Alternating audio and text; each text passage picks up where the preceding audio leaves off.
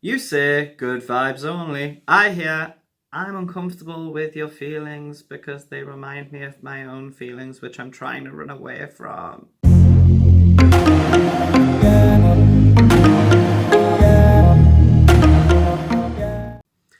In this video, we're going to learn what is toxic positivity and why is it so damaging to our collective mental health.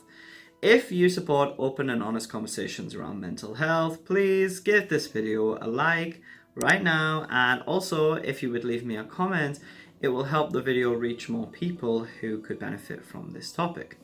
Also, be sure to watch until the end of the video because I'm going to show you how understanding toxic positivity can give you an insight into other people's emotional intelligence, and also how we can dodge the harmful effects of this toxic habit. What is toxic positivity?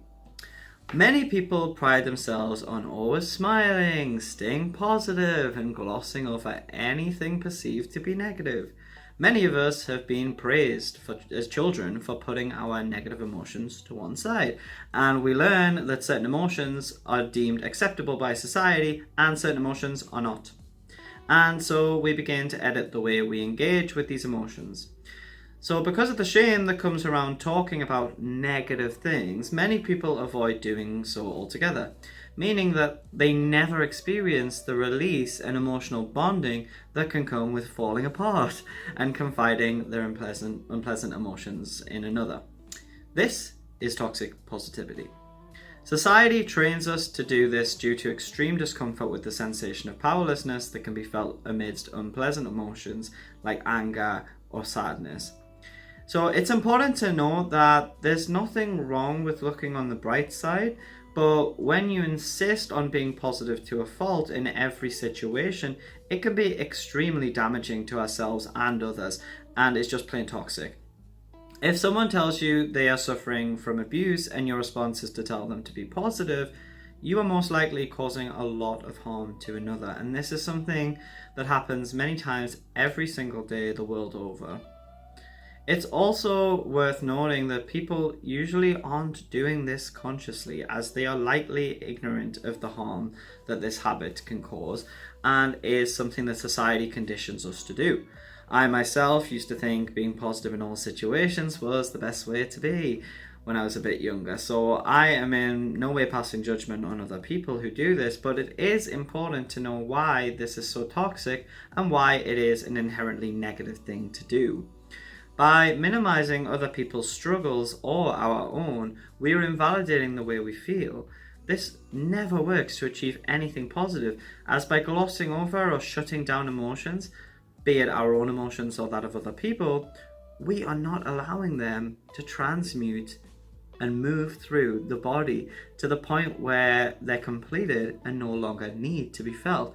Instead, we shove them down, and so the emotion stays inside of us, wreaking havoc and causing more pain than is necessary. An example of toxic positivity is when people say, "Don't cry." Now, this has always been really strange to me when people say this because it's so unnatural to never cry. It's analogous of someone needing the toilet and telling them, "Don't go to the toilet." It's just ludicrous. So, in fact, the act of crying releases stress hormones and toxins that have built up, and having a good cry when it's needed can be very cathartic. And so while it may initially seem negative, it's in fact a positive thing to do ultimately. The same can be said for healthy outlets of anger, such as martial arts. So, with all of that said, it's worth noting that the concepts of positive and negative are completely arbitrary concepts and have no inherent meaning. What one person sees as positive, another person could perceive as negative. One person could think zoos are great and therefore a positive thing, whereas the other person could see them as really cruel and therefore be a negative thing. If you see someone who often exhibits habits of toxic positivity, it can give us an insight into their emotional intelligence, their level of self-awareness, and their ability to contend with the complex realities of life. In my opinion, it is important to strive for balance, however, as you can also do damage to yourself and others by hyper-focusing on negative things, which most of our brains naturally tend to do anyway, as a survival mechanism. But the main message in this video is that it isn't healthy to run away from your emotions just because they're unpleasant. In fact, there are often hidden gifts and messages within these emotions that, when bypassed, go completely lost. For example, if I allow myself to acknowledge that being treated badly makes me feel angry and I respect this emotion, I may then decide to disallow people treating me badly, and therefore what seemed initially to be negative becomes something extremely positive. It would be similar to ignoring a physical illness. So rather than going to the doctor because the illness is unpleasant to look at, you just pretend it isn't there. Does that sound smart? Does that sound a healthy thing to do? So people who refuse to paint with all of the colours, so to speak, limit their ability to experience profound emotional connection, as the human experience isn't just about joy, it isn't just about anger or sadness or any other single emotion, it's about the whole spectrum. So how can we incorporate this information in a world inhabited with many people who have this toxic positivity mindset? So the first step is to become aware.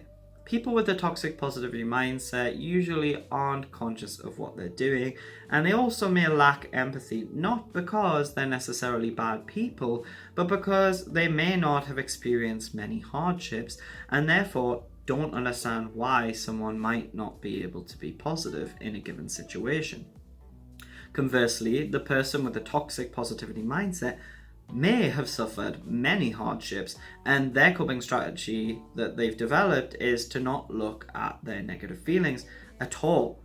And so the negative emotions are all buried down into the shadow. So please note that the emotions can eventually come out in other more unfavorable ways. And so it's important to be honest with ourselves about what we authentically feel. The second step is to validate our own emotions and strive to validate the emotions of others.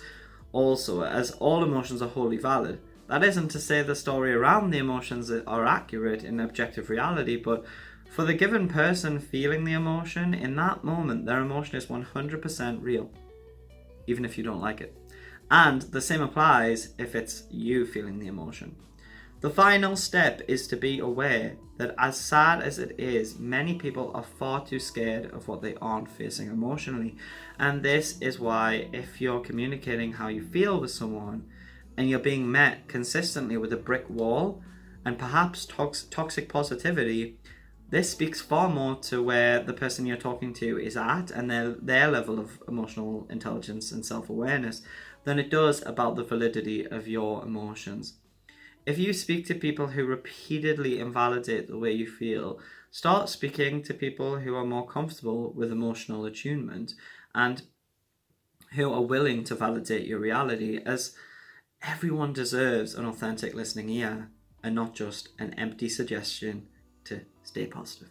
So if you've learned something from this video, please give it a like and leave me a comment. I enjoy reading the comments and learning about what you think in respect to these topics. If you would like to learn more about similar topics, please subscribe. And I will see you on the flip side. Ciao for now.